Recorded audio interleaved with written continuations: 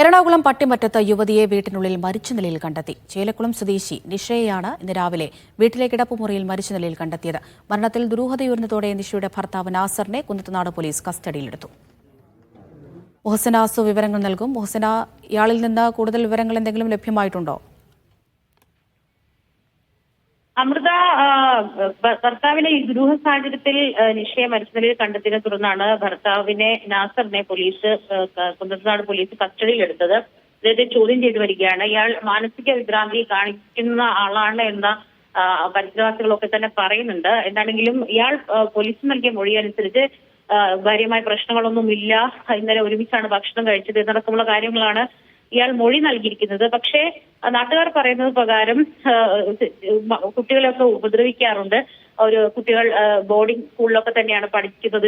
ഇത് കാരണമാണ് ഇത്തരത്തിൽ മാറി താമസിക്കുന്നതടക്കമുള്ള കാര്യങ്ങളാണ് നാട്ടുകാരിൽ നിന്നും പോലീസിന് ലഭ്യമായിരിക്കുന്നത്. എന്താണെങ്കിലും ഇത് രാവിലെയാണ് നിഷയെ കിടപ്പുമുറിയിൽ മരിച്ച നിലയിൽ കണ്ടെത്തിയത്.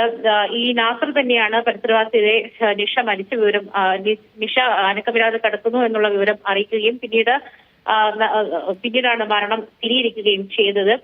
എന്താണെങ്കിലും പോലീസ് അസ്വാഭാവിക മരണത്തിന്റെ കേസ് രജിസ്റ്റർ ചെയ്തിട്ടുണ്ട്. വളർന്നു കിടക്കുന്ന നിലയിലാണ് മൃതദേഹം ഉണ്ടായിരുന്നത്. മൂക്കിൽ നിന്നും രക്തം വാർന്ന നിലയിലാണ്. എന്താണെങ്കിലും പോസ്റ്റ്മോർട്ടം നടപടികൾക്ക് ശേഷം മാത്രമായിരിക്കും എങ്ങനെയാണ് മരണം സംഭവിച്ചത് എന്നടക്കമുള്ള കാര്യങ്ങൾ വ്യക്തത വരികയുള്ളൂ. ഇതിനുശേഷമായിരിക്കും കൂടുതൽ ചോദ്യം ചെയ്യലും മറ്റും ഉണ്ടാവുക എന്നാണ് പോലീസ് പറയുന്നത്.